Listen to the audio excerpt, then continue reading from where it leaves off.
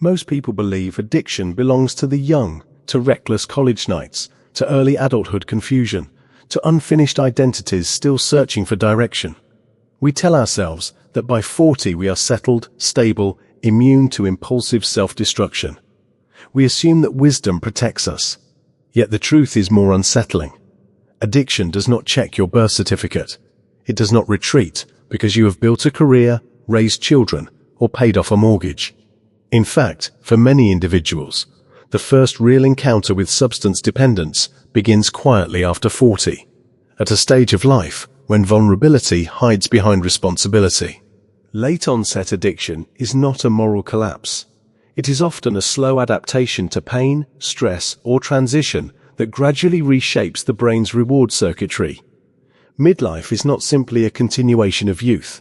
It is a biological and psychological crossroads. Hormonal fluctuations alter mood stability. Chronic pain becomes more common. Sleep becomes fragmented. Energy shifts. The body no longer recovers as easily, and subtle discomforts accumulate. At the same time, social roles intensify. Careers peak or stall. Parents age and require care. Children leave home. Marriages change. Divorce, grief, or unexpected medical diagnoses can fracture a person's sense of identity. In this environment, substances can appear less like rebellion and more like relief. A drink becomes a way to unwind from relentless pressure. A prescription opioid becomes a solution to back pain. A benzodiazepine becomes a tool for managing anxiety that seems impossible to quiet. What begins as legitimate, even medically sanctioned use, can evolve gradually into dependence. Not because the person lacks character, but because repeated exposure recalibrates the brain's dopamine system. Dopamine is not merely the chemical of pleasure. It is the currency of motivation and reinforcement. Each exposure teaches the brain that relief or reward can be outsourced to a substance. Over time, tolerance builds. The same dose produces less effect.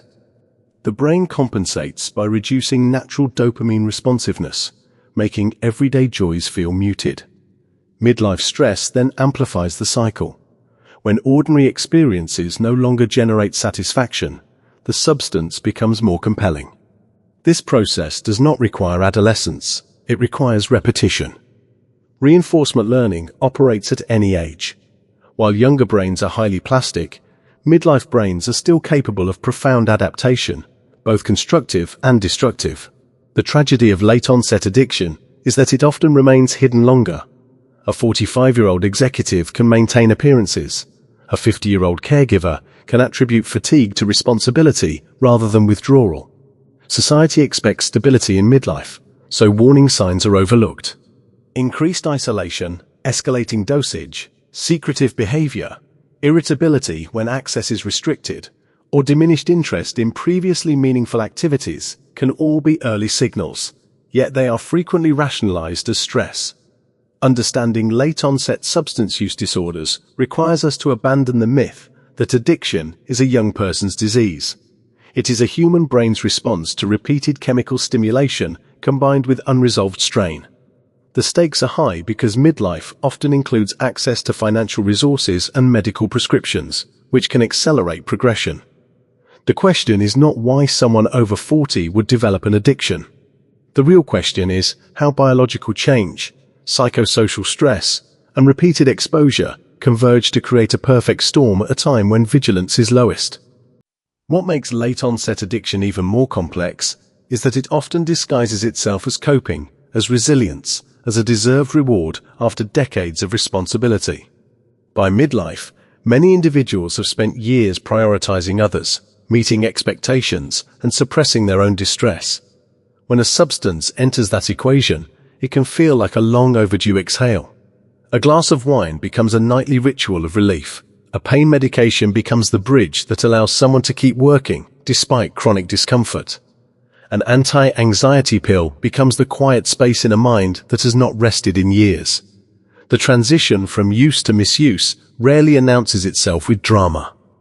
It unfolds subtly, almost invisibly, as the brain's stress and reward systems recalibrate. Neuroscience shows that repeated exposure to alcohol or drugs progressively alters dopamine signaling and the brain's stress response circuitry. Cortisol patterns shift. The baseline level of pleasure decreases. Ordinary rewards, conversation, exercise, hobbies, even family connection, lose intensity. The substance does not necessarily create more joy. Instead, it reduces discomfort. That distinction is critical. Over time, the motivation shifts from seeking pleasure to avoiding pain. This is where suspense quietly builds beneath the surface. Because while the individual believes the substance is solving a problem, the brain is being trained to depend on it. The reinforcement loop strengthens. Tolerance increases. What once worked in small amounts now requires larger doses. The person may still function professionally and socially, but internally, something has changed.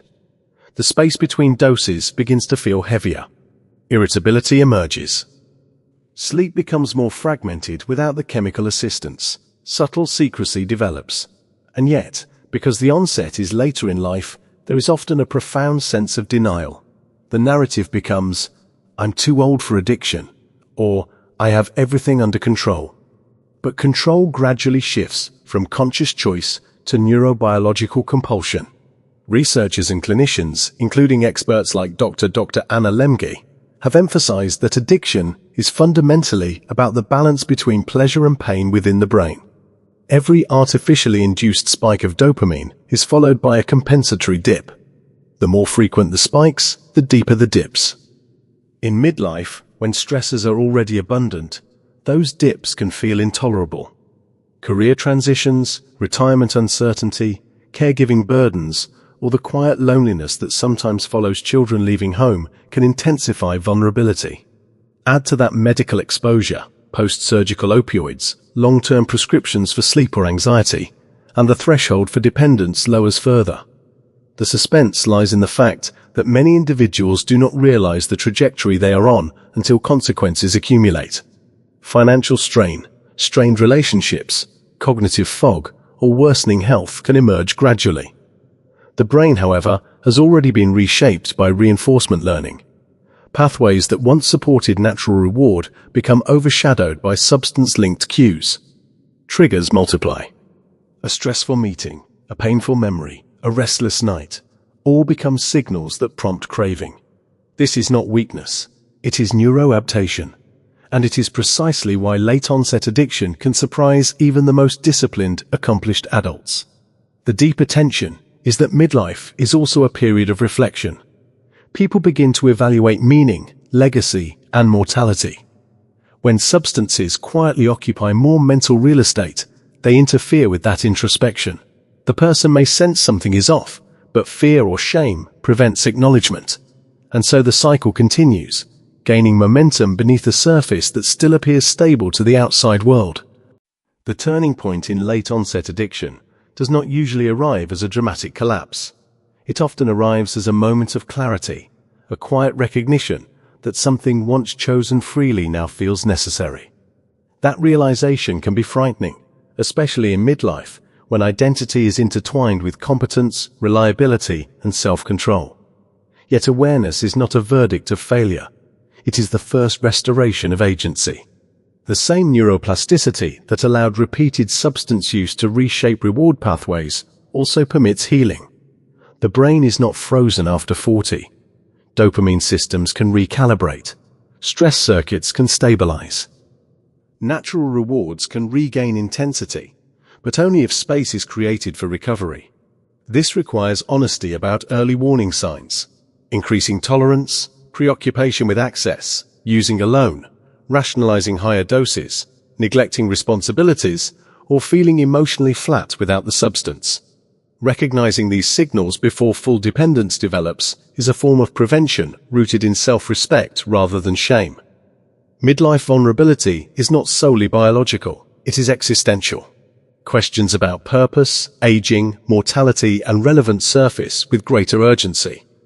When these questions are numbed instead of examined, substances can temporarily silence discomfort while silently amplifying it over time. True resilience in midlife involves leaning into discomfort long enough to understand it. Chronic pain may require multidisciplinary treatment rather than indefinite opioid escalation. Anxiety may respond to cognitive behavioral strategies, structured routines, exercise, and community engagement rather than exclusive reliance on benzodiazepines. Sleep disruption may improve through behavioral interventions instead of nightly sedation. Social isolation can be countered by deliberate reconnection, even when pride resists vulnerability. Prevention and recovery both depend on restoring balance between pleasure and pain in daily life. Small, consistent stressors, cold exposure, disciplined exercise, meaningful work, honest conversations, can strengthen the brain's capacity to tolerate discomfort without outsourcing relief to chemicals.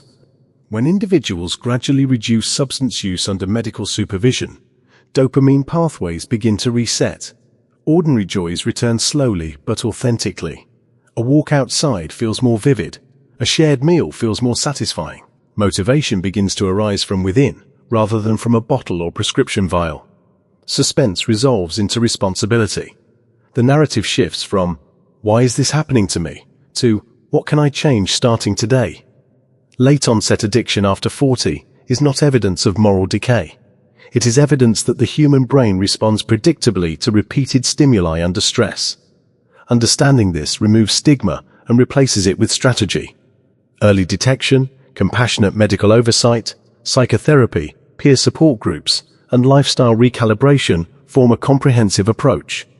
Families and clinicians must remain attentive to subtle changes, especially when legitimate prescriptions are involved. Midlife can become a powerful season of transformation precisely because experience brings insight. The same discipline that built careers and families can be redirected toward recovery. The same reflection that questions mortality can inspire deeper connection and intentional living. Addiction may begin quietly, but so can healing. The essential step is acknowledging vulnerability without surrendering identity. Growth after 40 is not only possible, it can be profound. If you are benefiting from our topics, please subscribe, like, and turn on the bell notification so you can see our new videos early.